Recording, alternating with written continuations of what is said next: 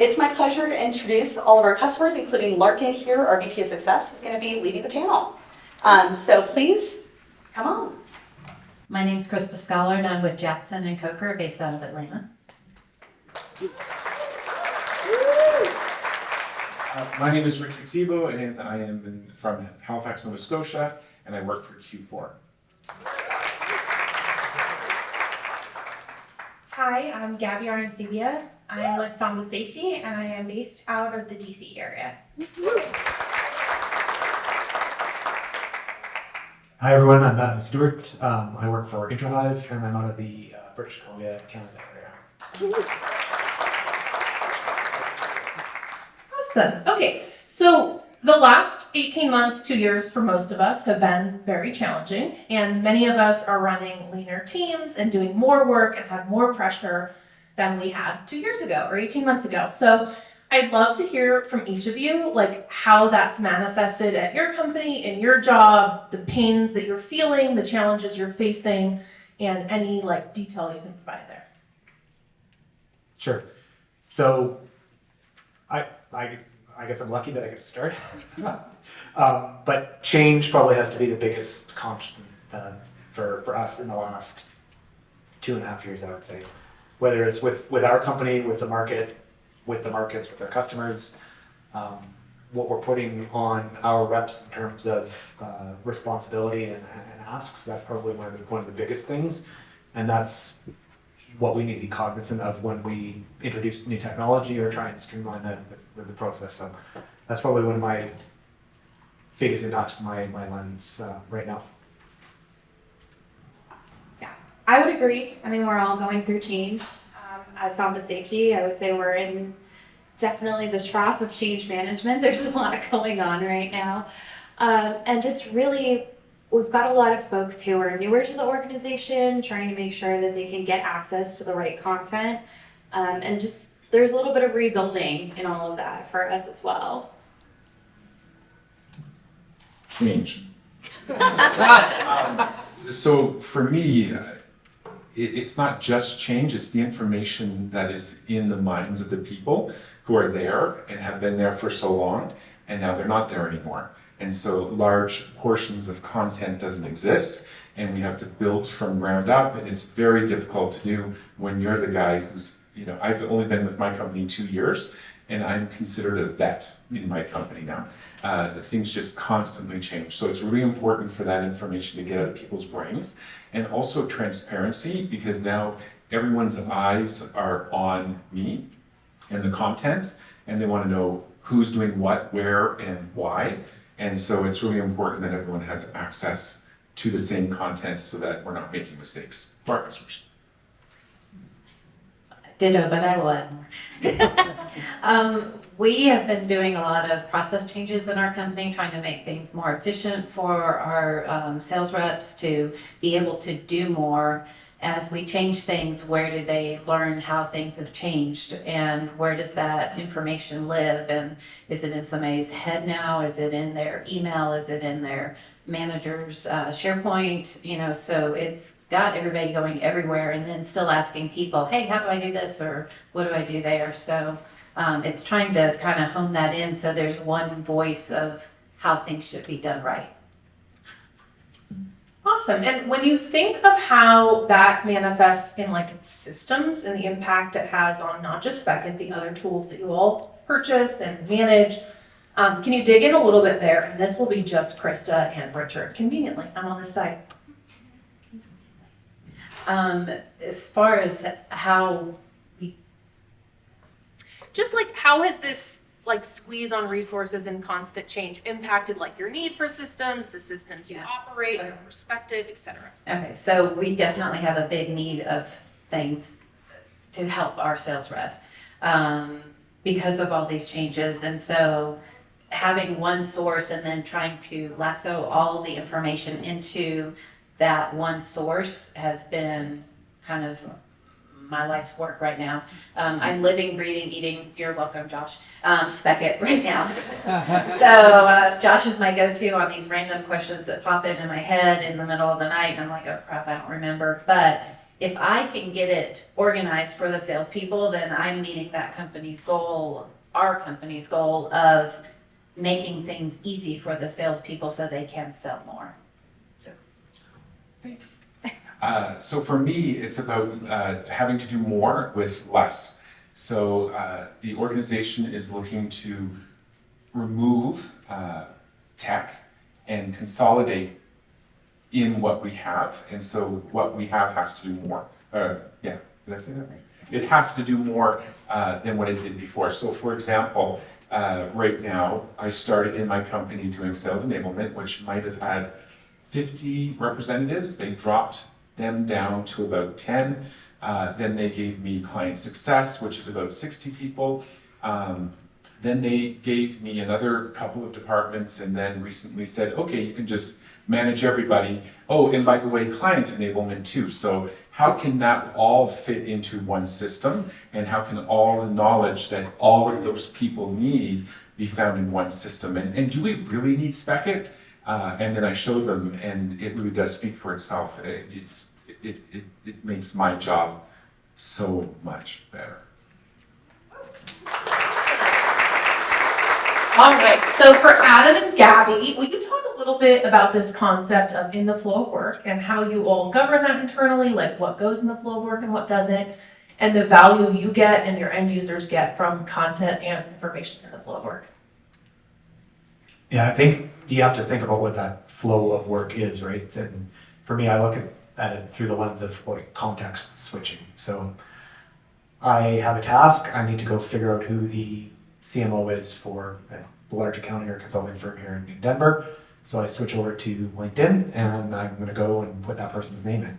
But man, that certainly is an interesting post there at the top where somebody that I just had knew earlier, got a new job. This is a really compelling piece of content that's in there. I'd love to get that over our marketing team. And I'm like 10 minutes down the road before I get back to that particular person. Or I'm trying to answer a question for a customer, or reps are trying to answer a question for a customer, so why don't we go over to Slack and why don't we go into the channel that's specifically devoted for that? Well, my Slack list is completely lit up with all of these things, and like the CEO is asking me a question here, so I'll have to get to that first, right? So every time you move between those screens or those pieces of technology, you lose time and you lose productivity, and you are delivering less than a stellar experience for your customers. So I like to, I love the just-in-time angle of it, but I really love the, in the places that you're working, right? That's the way that we built our technologies, was to sit on top of other people's technology where they were already working and bring the information that was relevant to them. So that's why I really liked the idea of Spekit. And as much as we can eliminate some of those screens and get them looking in the areas where they're already working, the better. Yeah, I would say similarly, we probably have about 3 places where we want our reps to spend most of their day outside of their email and, making their calls. So being able to surface the content that they need in front of them, whether it's just direction on this is what you do at this stage in the sales cycle. Recently, we rolled out CPQ. It's been a rough process for everyone, as I'm sure anyone who's been through something similar can attest to. But being able to provide that context for them, and this is where you need to go to find this is how you need to manage this process, has just been invaluable. And honestly, poor Anna, who from my team is here, she gets the brunt of the questions from the sales team, so it's saved her a little bit, not nearly as much as we want, but that's, a behavioral change we're still working on a little bit. Awesome. And this will be for these two too, and then I'll get back over there. So this is a crowded space. There's many systems in this space. You all hear from many vendors in this space every day, and many of you use similar adjacent vendors. So all of you tested this product, used this product. So what made you want to actually devote the time and resources to commit to beta and test and partner with us to build this product? Yeah, so I think there's some common themes here which are brought up earlier, trying to do more with less. So there's certainly the external force, which is the CFO saying, hey, you need to cut 40% of your software spend. So can we do absolutely everything out of Microsoft Excel? Probably not the best tools, but we should produce areas where we're overspending. use tools that excel in one areas and take advantage of other areas that they're going into, simplify the process for people, get them to use technology that they're familiar with in areas that they are familiar with using them, making it less complicated. And then I think with the CMS specifically and the Smart Send is understanding what all that work that people are going in to build the content, what's actually resonating, right? What's resonating with your internal audience, what's resonating with your external audience, where are some gaps? So I think those are the things that we were certainly looking to get out of this partnership. I would echo a lot of that around just understanding the content. We have an amazing marketing team that I'm a part of, and when I started just 8 months ago, I was told, here's the Excel that has all of our content, and this is what the sales reps use, and there's columns labeled that they shouldn't use. I was like, well, we gotta fix this. This just isn't gonna work. They're gonna send the wrong link. And there's so much amazing content that has been built, and regularly we have reps coming and asking for things, and it's like, here's 6 things that address that. But you don't know where to find it, you don't know how to get to it, you don't have searchable ways to do it. So that was kind of like priority 1. But then I'd echo a lot around just understanding what the impact of that content is outside of a marketing context. How was it being used by the people that the sellers were talking to on a regular basis? Like, that's pretty key for us to understand. Awesome. And this question will be for Richard. So this is more along the lines of like, how do you feel like Spekit uniquely solves this problem? And for those of you that don't know, Richard also manages like an LMS and has a lot of experience in L&D and training platforms. So if you're curious about how he views that, there's like a longer webinar him and I did together on that, and like what he puts where. But for now, just like, how do you view Spekit uniquely solving this challenge? So I didn't quite realize that I guess I do use Spekit differently until I saw Mel up there doing her stuff, and I thought, oh, wow. So for me, the representative is looking into a window, into a room, and everything they see has to be positioned very specifically for them. And the flip side is there's all kinds of people entering the room who are constantly changing the information for them to see. Does this make sense? Is my analogy working here? Okay. So I don't know where I was going. Tell me the question again. Like, how does Spekit solve I this should head out problem? the hall. Oh yeah, how does Spekit solve the problem? I forgot. We can All fix right. that problem. Yeah, thank you. More. Actually, this is water, by the way. So for me, I don't use it quite the same, I guess, as up there. I use the team spaces, for example, as the 2 types of windows. Those who are going out and providing information to the global audience, they go in and they put their space, they own their space. I have learning committees that manage the content in that space, and it's strictly for the representative. But the flip side of that is that they also need a space where they can put content that's only for them to see, right? So legal will enter information that's for everybody, but also behind the scenes, they have their own team space that they put content in. You can't do that with other tools. And then you throw workflows on top of that. So for example, we had a situation where we hired a lot of people very quickly. English was not their primary language. And so there were a lot of errors that were taking place directly impacting their clients, and by no fault of their own, because they had absolutely nowhere to where they had content. They couldn't go, they used their desktop or a G drive to find something that was hopefully up to date. So how Spekit solves that, they can log in, they can see it, the information is there, it's consistent, it's transparent, it's accessible by everybody in the company, and it's always accurate. Yeah. Awesome. And then Krista, will you share a little bit about your experience during the beta process, feedback you got from managers, from end users, the challenges the product solved for you?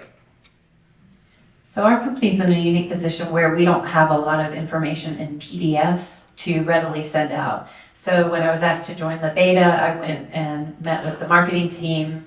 They got excited and created me at least one thing so we could beta test it and see what it did. the salespeople who used it, they were very excited about doing it. I don't think we had enough time in the beta to see the true results of it, but the excitement was there. Our marketing team is very excited that this might be a capability or avenue for them to look at the analytics of the PDFs versus just sending people to our website to look at things. So I think the door's cracking open for how can we use this more for our company since it's new to us. Awesome. And then Adam, looking forward to 2024, what are you going to do differently and what's like top of mind besides using Google Suite for everything? In terms of, like how's your team going to look different, your tech stack going to look different, all the things. Yeah, so the suggestion wasn't like the entire Google Suite, it was like the Excel portion. Because you can do a lot with those formulas, right? It's a database, so like could that not be a CRM system? So what are we gonna do differently in 2024? As Richard was saying, you gotta be aware of what that window is that the reps are looking through. One of my enablement leaders talks about it being the cognitive load that we're putting upon sales reps and customer success people, right? New branding, new pricing, new product being rolled out, changes in the market, what does this persona mean, all these sorts of things, right? So we need to be aware of how much we're putting on them. Comp plans, right? It's comp plan season, right? So how's what I'm gonna do impact how I'm gonna get paid. So putting thought into that information that's flowing out to people is something that's going to change as it aligns to Spekit, making sure that those things are in the tools that they're using every single day. So Mel spent a lot of time inside Salesforce. Obviously, lots of people do that, but there's other tools now, right? We have a new forecasting tool that's out there that's not Salesforce, and it's on top of a new methodology. So informing people about what those stages mean, what it means to move them into these different categories, making sure that there's content available. And then another significant change for us is the democratization of enablement, creating this content and making it available to more people. We have a much reduced enablement team, and now we're asking product managers, product marketing managers, marketers, customer success leaders, the legal team, the ops team to create content for us and put it in the system. So those are a couple things that are going to change going forward, but always with that lens to say, let's make this information accessible and when people need it and not overwhelm them with hours and hours of training sessions or learning management systems that take hours to go through. Doesn't matter, pass it anyway. Awesome. Okay, one more question from me, and then we will I think I'll take like 3 questions from the audience. So think a little bit on a question you might have, and then I know everyone wants to get to cocktails. So imagine like the world, where do you think the vision of these enablement platforms are going in the next few years? So it could be, capabilities, it could be visionary stuff. Do you feel like they're going to continue to get more personalized? Obviously, AI is a component. But anything top of mind there as you think about like the future, what you need, what you want, and where you see these systems going? You can pass the paper. Not on our screen. Okay, no, it's okay. I think that AI is going to play a big role in this, and I'm one of the few non-Salesforce users in the room, so having that capability on our own CRM and being able to digest what it sees on the page and then forecast back to the sales rep some information, I think that would be awesome. Talk about paring down processes and making things better and easier for the sales rep to do their jobs. That sounds amazing. Thanks. So I don't know that I can predict what's going to happen in the future, but I do know that there will still be more asked of me with less tools, less people, less time. So I don't really care what happens in the future as long as you people make my job better.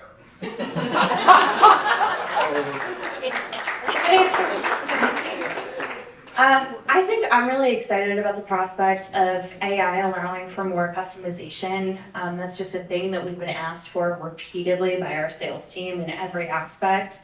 Like even the content, if we give them, here's 6 different things to address it, they're like, but could I still have one like this, but a little bit different?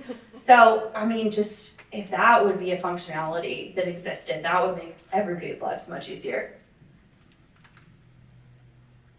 Yeah, I think AI is going to play a huge role in this, both from the searching and the generative and the summarization side of things.